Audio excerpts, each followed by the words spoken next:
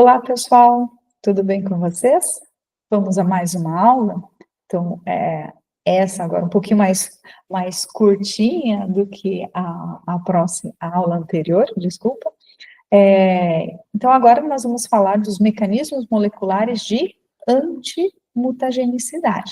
Então, na aula passada, nós vimos que alguns fitoquímicos, naturalmente, eles exibem atividade genotóxica, ou seja, eles induzem danos no DNA.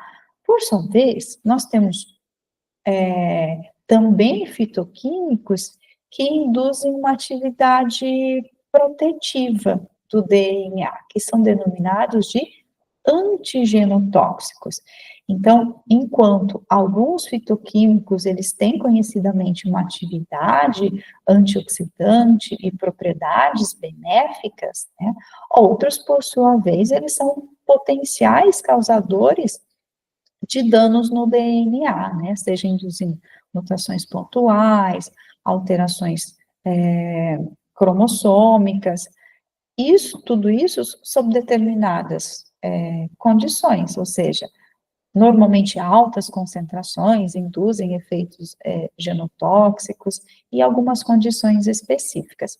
Contudo, né, nesse momento a gente vai dar uma atenção especial àqueles antigenotóxicos. Então, quando a gente fala de proteger a saúde humana, então uma área de pesquisa que é relativamente nova, ela é denominada também de antimutagênese, anticarcinogênese, né? E ela continua a gente diz, em constante desenvolvimento. E aí, qual que é o objetivo da antimutagênese? Então, é identificar substâncias e determinar também os mecanismos celulares e moleculares que conferem essa ação protetora de determinados fitoquímicos. E aí, a possível aplicação de antimutagênicos, no caso, vegetais, está no desenvolvimento, por exemplo, de suplementos alimentares e também farmacêuticos que acabam, né, sendo úteis para prevenção primária de doenças, né? Então, é uma forma preventiva de tratar doenças, dentre elas, né, doenças que estejam relacionadas com indução de mutações, dentre elas, então, o câncer, né?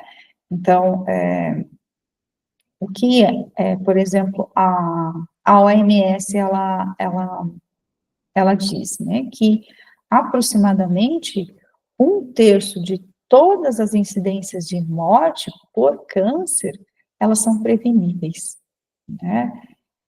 De que forma? Dependendo do tipo da dieta que é adotada, né? Especialmente aquela que tem como base o consumo de fitoquímicos, que estão presentes na nossa alimentação, né?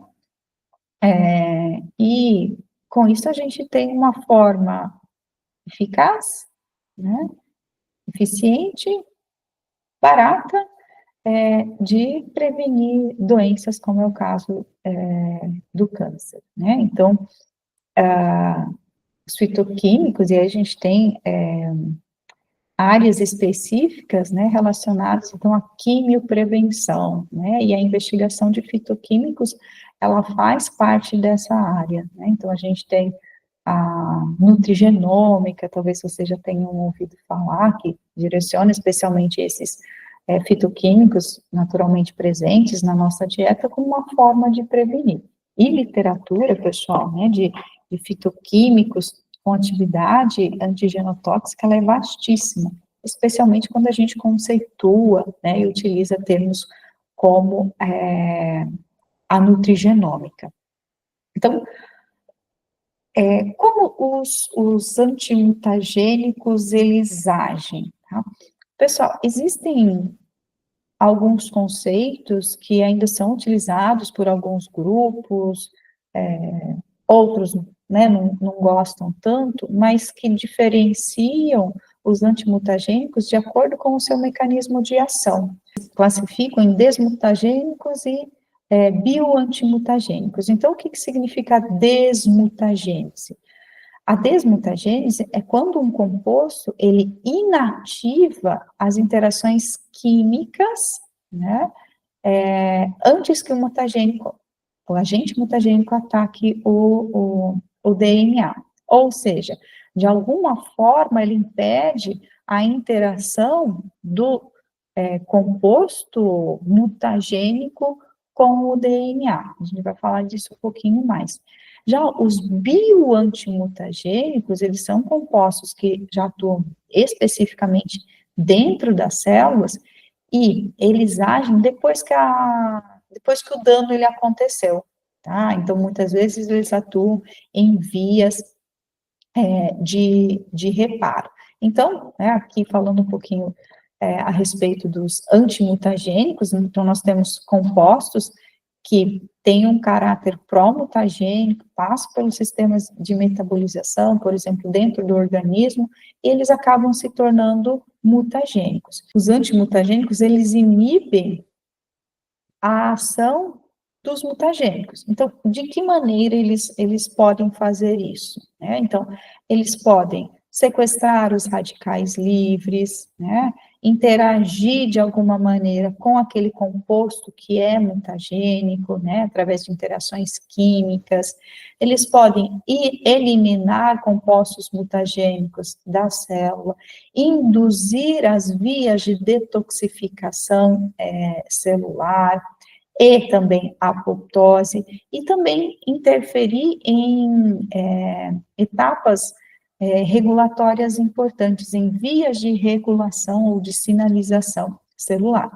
Então, aqui de forma geral, de que maneira os antimutagênicos eles podem atuar. Então, levando, então, a uma célula que continua sendo normal, né, mesmo depois que ela tenha sofrido a influência do agente mutagênico, mas os antimutagênicos protegeram essa célula, ou mesmo aconteceu a mutação, né, porque o agente mutagênico conseguiu interagir com o DNA, a célula foi mutada, mas os antimutagênicos promoveram, por exemplo, a ativação do sistema de reparo, e essa ativação do sistema de reparo, então, levou à proteção do DNA, e nós continuamos tendo uma célula que é normal, ok?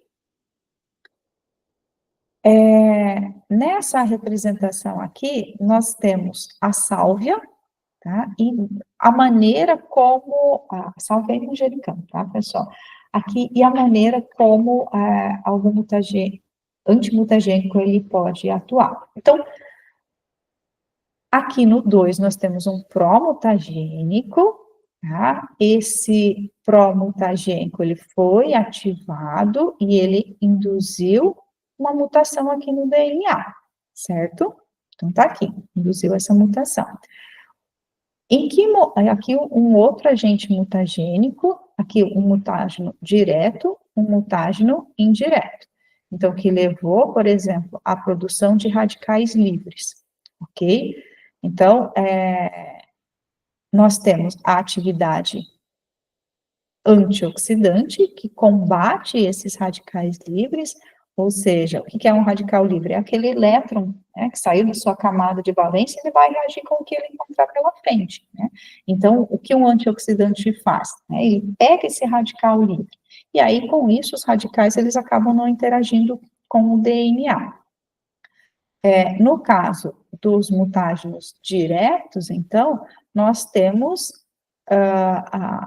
não acontece a interação desse agente mutagênico com o DNA. Então, vejam só, nesse caso, nem os radicais livres, ou seja, as espécies reativas de oxigênio, né, as ROS, nem o mutágeno direto, eles conseguem interagir com o DNA. Então, por isso que nós temos aqui um efeito, considerando aquela classificação, que é desmutagênico. Nessa representação, nós temos mais um exemplo de atividade antigenotóxica, tá? Tanto antimutagênica quanto antineoplásica, tá? Então, se na sequência, eu não vou me ater aos ensaios, né, vocês vão ver alguns ensaios posteriormente, mas caso tenham curiosidade em relação a esses, é só entrar em contato comigo que eu encaminho para vocês, tá? Então, aqui em cima temos o ensaio de antimutagênese e aqui o ensaio de antineoplasia. Então, o que foi possível de se observar? Vejam que células azuisinhas, elas são células não mutadas, que não sofreram a ação do agente mutagênico, tá? A partir do momento, a partir desse ensaio TK, a partir do momento em que é adicionado o EMS, essas células, né, considerando um controle com EMS, elas sofrem uma mutação que pode ser visualizada, tá? Então, o que extratos vegetais, como o caso do espinafre, eles agiram? Como eles agiram? Eles impediram com que as mutações elas acontecessem, tá? Então, por isso que nós temos esse sinal de bloqueio, né? Então, a administração desses extratos, ela inibiu o aparecimento de mutações. Da mesma forma, a indução de células neoplásicas, ela também foi inibida na presença desses extratos. Utilizando uma série de, de estratégias, né, então, no caso da atividade antineoplásica, ela foi avaliada utilizando um ensaio de transformação, tá, que é esse CH3, TA, 10T1, 2. Então, a gente quantifica, nesse caso, a inibição do crescimento, independente de ancoragem, e também a formação do que a gente chama de focos do tipo 3. Além das suas e o que se verificou, né? Qual que é o mecanismo de ação desses extratos, né?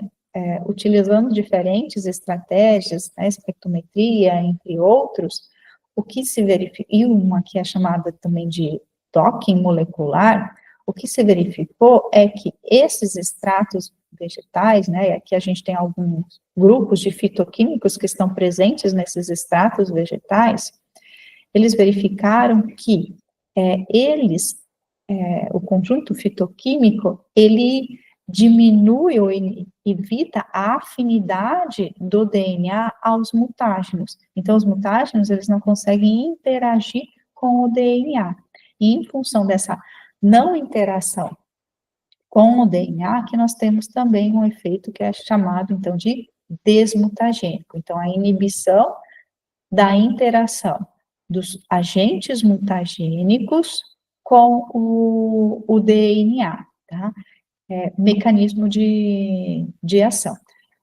Vejam, pessoal, que aqui, obviamente, uma série de ferramentas, ela foi utilizada para se inferir que esse é um mecanismo de ação. Agentes antimutagênicos têm vários mecanismos de ação, né? A gente começou a ver um pouquinho. Por exemplo, aqui a gente tem o ácido lipólico. Então, esse ácido lipólico, ele é um exemplo de um fitoquímico que tem ação antioxidante. Então, as espécies reativas de oxigênio, elas são geradas por diferentes agentes mutagênicos e também naturalmente nas nossas células, tá? Mas aqui a gente está dando uma ênfase maior aos agentes mutagênicos. Então, a remoção das moléculas reativas, ela é considerada uma estratégia importante da antimutagênese. Então, relata-se, né, a literatura, ela nos mostra que compostos com atividade antioxidante, elas podem sequestrar essas espécies reativas de oxigênio, né, antes mesmo que elas reajam com o DNA, né, e essa interação que, por exemplo, induziria uma mutação, né, e essas mutações, então, que podem ser as alterações cromossômicas, né, troca de cromátides irmãs, falhas no processo do fuso mitótico, que podem resultar, por exemplo, na formação de micronúcleos, né? Então, em função disso, como eles sequestram esses radicais livres, essa é a principal característica daqueles antimutagênicos com atividade, então, antioxidante. Ou seja, o mecanismo de ação de alguns fitoquímicos é sequestrar esses radicais livres, ok? Que podem ser induzidos, então, por agentes mutagênicos. Uma outra forma de ação dos agentes mutagênicos, né, é a interação com o mutágeno. Então, vejam só, aqui a gente tem em A um agente mutagênico e aqui em B cisteína, né, que funciona como um agente antimutagênico. Então, um potencial mecanismo de proteção contra a mutagênese relacionada à interação química direta, né, entre, então, esse mutágeno e o agente antimutagênico, é promover essa interação antes que o agente mutagênico ele consiga interagir com o DNA. Então, se ele não interage com o DNA, mas sim com o nosso composto antimutagênico, isso inibe a atividade danosa do agente mutagênico, né? Então, além da cisteína, tem vários outros compostos que apresentam esse tipo de efeito. Então, aqui para a gente exemplificar. Aqui nós temos, como mecanismo de ação, os agentes bloqueadores. Então, por exemplo, derivados do bischalcofeno. Então, como eles agem? Eles evitam que o agente mutagênico, ele atinja os pontos ou alvos específicos, tá? O que o agente mutagênico faz, por exemplo? Ele é capaz de se ligar ao DNA, né? Numa região onde um mutágeno, por exemplo, conseguiria se ligar, né? Onde o mutágeno tem afinidade ao DNA. Então, se o agente bloqueador se liga primeiro, sem causar dano, tá? O mutágeno, ele não consegue se ligar. Se o mutágeno não consegue se ligar, significa que não vai haver a formação da mutação. Então, esses agentes bloqueadores, eles são especialmente importantes quando nós falamos de mutágenos que são eletrofílicos, né? Então, bloqueando dessa forma o seu efeito. E, obviamente, que existem aqueles que têm uma ação multifuncional. Então, nós vimos alguns mecanismos de ação, mas não obrigatoriamente um agente mutagênico, um fitoquímico antimutagênico, ele tenha somente um daqueles mecanismos de ação. Não, eles podem ter vários mecanismos de proteção. Então, consequentemente, eles proporcionam uma proteção a uma variedade maior de agentes mutagênicos. O agente mutagênico, ele também tem o seu alvo específico, né? Então, se um antimutagênico consegue agir em pontos diferentes, significa que ele tem um potencial antimutagênico para uma variedade maior de mutágenos. Então, é importante ressaltar que essa capacidade com que alguns antimutagênicos eles têm de afetar, ou seja, de influenciar agentes mutagênicos simultaneamente e de diferentes maneiras, aumenta significativamente a eficácia dessa atividade antimutagênica, né? Porque aquele composto ele acaba sendo um agente protetor de uma variedade maior de mutágenos, né? E mutágenos nós estamos expostos o tempo todo, né? Então, quanto mais mecanismos de ação aquele agente antimutagênico tem, maior é essa capacidade protetiva que ele apresenta, né? Então, alguns desses mecanismos nós já vimos, então, por exemplo, eles podem impedir com que danos no DNA eles aconteçam, sequestrando, por exemplo, os radicais livres, então aqui a gente consegue visualizar a atividade, por exemplo, atividade antioxidante, né, então, pela neutralização das espécies reativas,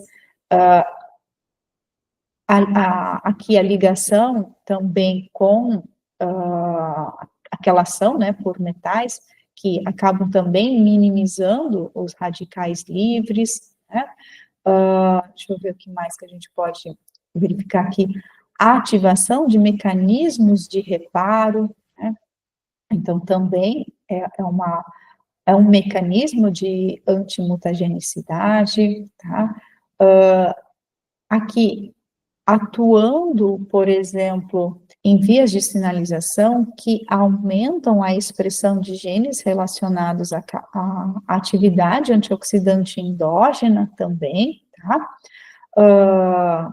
Induzir, né, atuando também em vias que induzem o processo de apoptose, né, já que a apoptose, quando o dano é muito significativo, é importante que essa célula tão danificada, ela entre em processo apoptótico, então nós também temos isso como uma forma de ação antimutagênica, tá?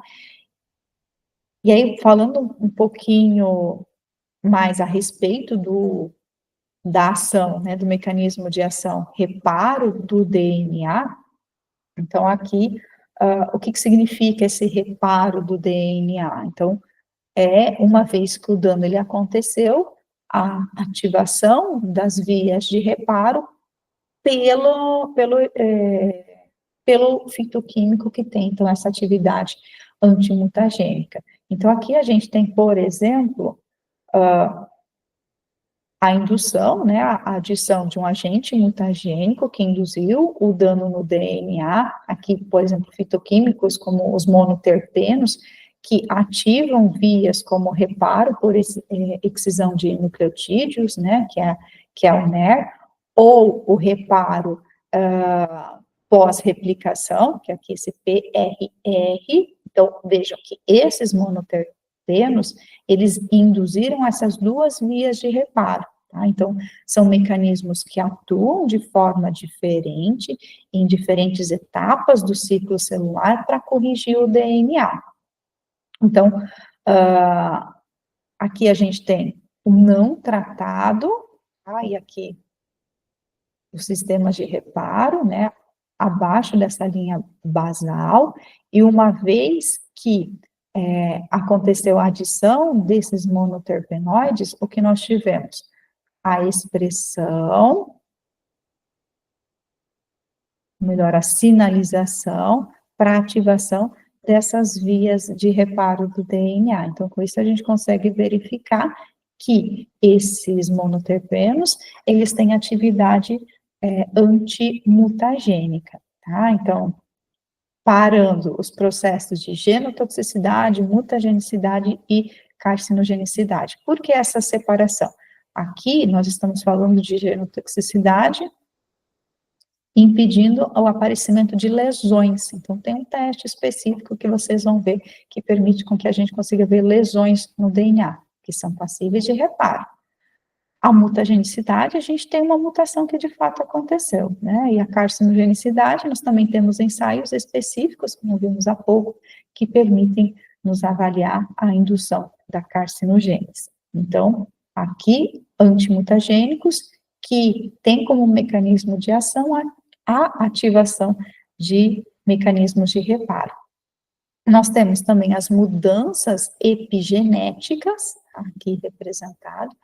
Então, o DNA danificado, ele geralmente requer etapas de fixação. Então, por exemplo, a célula passar por uma via de replicação ou reparo do DNA antes que esses genes, por exemplo, eles apareçam como mutantes estáveis, tá?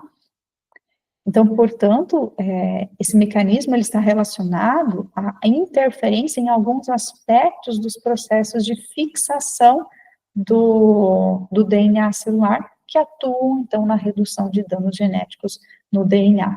Então, a epigenética, a gente tem agora um ramo que é chamado de epigenômica, né, que especialmente importante para a gente entender como as modificações genéticas, elas podem conferir, por exemplo, uma resistência, né? Vamos colocar assim, uma resistência maior a danos genéticos, né? Então, algumas pessoas, elas têm uma predisposição maior em determinadas regiões do genoma para que tenham dano genético, por sua vez, outras pessoas têm uma resistência maior ao aparecimento, né? Então, cada vez mais as modificações epigenéticas, elas vêm sendo investigadas nesse sentido, tá? Então, fulano fumou a vida inteira, nunca desenvolveu um câncer. O outro, câncer de pulmão, por exemplo. O outro nunca fumou, mas ele desenvolveu câncer de pulmão. Então, né, esse negócio de que cigarro induz câncer é conversa. Então, porque existem diferentes fatores que acabam influenciando, tá? Então,